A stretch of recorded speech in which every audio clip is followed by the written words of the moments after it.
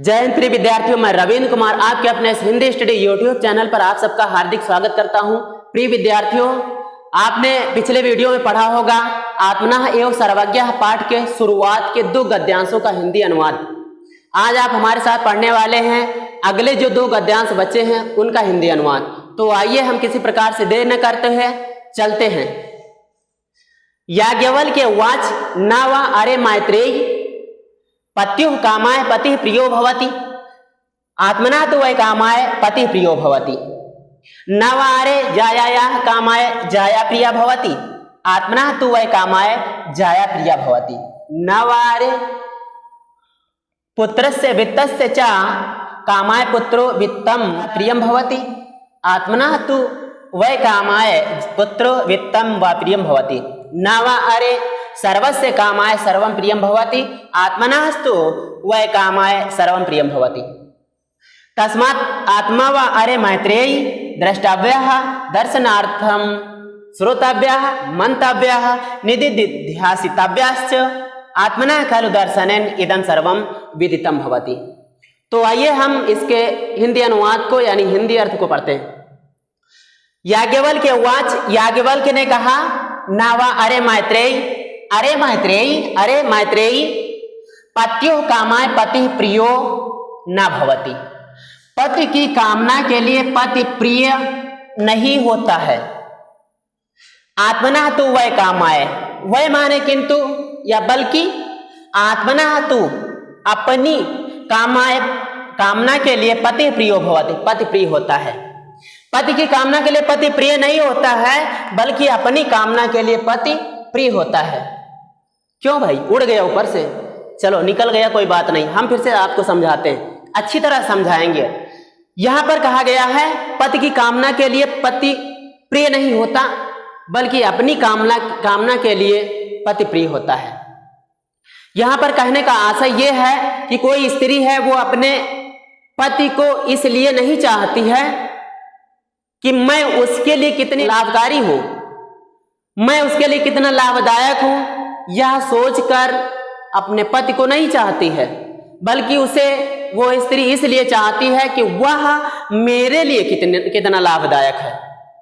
ठीक वैसा ही आगे भी चलेगा, आए ना समझ में। अगला भी देखिए, न वा अरे जायायाः कामाय जाया प्रिया भवति आत्मना तु वै कामाय जाया प्रिया भवति। अरे जायायाः कामाय, जाया माने पत्नी, जायायाः कामाय पत्नी की कामना के लिए जाया प्रिया भवति, ना पत्नी प्रिय नहीं होती। पत्नी की कामना के लिए पत्नी प्रिय नहीं होती। आत्मना तु वै माने किंतु या बल्कि, आत्मना तु अपनी कामाय जाया प्रिया भवति, कामना के लिए पत्नी प्रिय होती है। फिर से देखिएगा, कहा गया है याज्ञवल्क्य ने कहा अपनी पत्नी मैत्रेयी से, अरे पत्नी की कामना के लिए पत्नी प्रिय नहीं होती बल्कि अपनी कामना के लिए पत्नी प्रिय होती है। मतलब यदि कोई पुरुष अपनी स्त्री अपनी पत्नी को पसंद करता है, उसको चाहता है, उसकी इच्छाओं की पूर्ति करता है, तो इसलिए पूर्ति नहीं करता है कि मैं उसके लिए कितना अच्छा हूं, बल्कि वो स्त्री, वह पत्नी उस पति के लिए कितनी अच्छी है यह देखकर वो पति उसको चाहता है, उसकी इच्छाओं की पूर्ति करता है।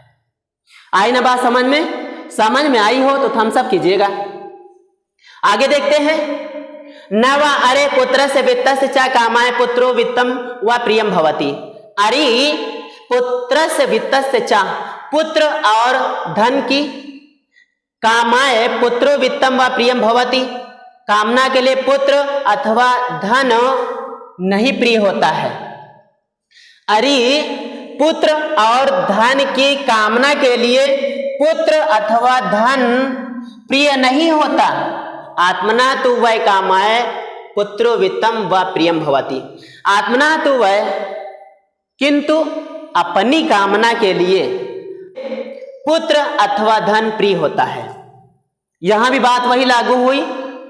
यहां पर व्यक्ति पुत्र चाहता है, धन चाहता तो इसलिए नहीं चाहता है कि मैं उसके लिए कितना अच्छा हूं, मैं उसके लिए कितना लाभकारी हूं, यह सोच के कोई पुत्र अथवा धन नहीं चाहता है बल्कि वो यह देखकर चाहता है कि वो धन, वो पुत्र हमारे लिए कितना लाभदायक है, कितना हितकारी है। आइए आगे बढ़ते हैं। न वा अरे सर्वस्य कामाय सर्वम प्रियम भवति, अथवा अरे सर्वस्य कामाय सर्वम प्रियम न भवति। सबकी कामना के लिए सब प्रिय नहीं होते, सबकी कामना के लिए सब प्रिय नहीं होते। आत्मना तु वै कामाय सर्वम प्रियम भवति, वह माने किंतु, यानी बल्कि अपनी कामना के लिए सब प्रिय होते हैं। कहने का मतलब क्या हुआ? कहा गया है अरे सबकी कामना के लिए सब प्रिय नहीं होता, बल्कि अपनी कामना के लिए सब प्रिय होता है।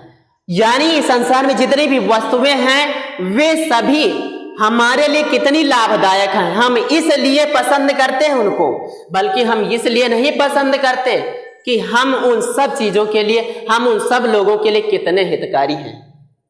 आ गई होगी बात समझ में। यानी इस संसार में लगा क्या है, सब लोग अपना हित चाहते हैं। अगर कोई अपने बारे में देख ले, इसी प्रकार से उल्टा करके अपने बारे में सोच ले, तो क्या होगा जानते हो? तस्मात् आत्मा वा अरे मैत्रेयी, कारण देखो, तस्मात् आत्मा वा अरे मैत्रेयी, अरे मैत्रेयी तस्मात् माने इसलिए, आत्मा द्रष्टव्य माने देखने योग्य है, इसलिए अरे मैत्रेयी इसलिए आत्मा देखने योग्य है। मतलब अपने में झांको, अपने में देखो, पहले दूसरों को मत देखो, अपने हृदय में झांको है क्या, उसके बाद में आगे बढ़ो। तो यहां पर कहा गया है कि अरे मैत्रेयी, इसीलिए अरे मैत्रेयी आत्मा देखने योग्य है, क्योंकि अपने में देखना ज्यादा बेहतर है। आत्मा का अगर दर्शन कर लिया तो जानते हो क्या होगा? अरे मैत्रेयी इसलिए आत्मा देखने योग्य है, देखने के लिए सुनने योग्य है, मनन करने योग्य है और ध्यान करने योग्य है। मतलब यहाँ पे क्या हुआ? आत्मा देखने योग्य, उसको देखा जाए, लेकिन देखने के लिए क्या करना पड़ेगा? सुनना पड़ेगा, यानी उसके बारे में जानना पड़ेगा, उसके बारे में मनन करना पड़ेगा, उसके बारे में ध्यान लगाना पड़ेगा, तभी तो ना सफल हो पाओगे। आत्मना खलु दर्शनेन इदम सर्वम विदितम भवति। खलु माने निश्चय ही, आत्मना दर्शनेन आत्मा के दर्शन से इदम सर्वम विदितम भवति, यह सब ज्ञात हो जाता है, यह सब ज्ञात हो जाता है। जरा एक बार हम इस अर्थ को फिर से देखेंगे। जिसको समझ में आ गया वो वीडियो को स्किप कर सकते हैं, नहीं समझ में आया तो एक बार फिर से देखिए। याज्ञवल्क्य ने कहा अरे मैत्रेयी, पति की कामना के लिए पति प्रिय नहीं होता, बल्कि अपनी कामना के लिए पति प्रिय होता है। अरे पत्नी की कामना के लिए पत्नी प्रिय नहीं होती, बल्कि अपनी कामना के लिए पत्नी प्रिय होती है। अरे पुत्र और धन की कामना के लिए पुत्र अथवा धन प्रिय नहीं होता, बल्कि अपनी कामना के लिए पुत्र अथवा धन प्रिय होता है। अरे सबकी कामना के लिए सब प्रिय नहीं होता, बल्कि अपनी कामना के लिए सब प्रिय होता है। अरे मैत्रेयी इसलिए आत्मा देखने योग्य है, देखने के लिए सुनने योग्य है, मनन करने योग्य है, ध्यान करने योग्य है। निश्चय ही आत्मा के दर्शन से यह सब ज्ञात हो जाता है। अब जो सामान्य हिंदी पढ़ने वाले हैं, यानी विज्ञान वर्ग और वाणिज्य वर्ग वाले छात्र छात्राएं साथी, वे इस वीडियो को स्किप कर सकते हैं। जो कला वर्ग से पढ़ने वाले हैं वे इन प्रश्नों को भी हल करेंगे। तो आइए देखते हैं। प्रश्न है यहाँ पहला, कस्य कामाय सर्वम प्रियम भवति।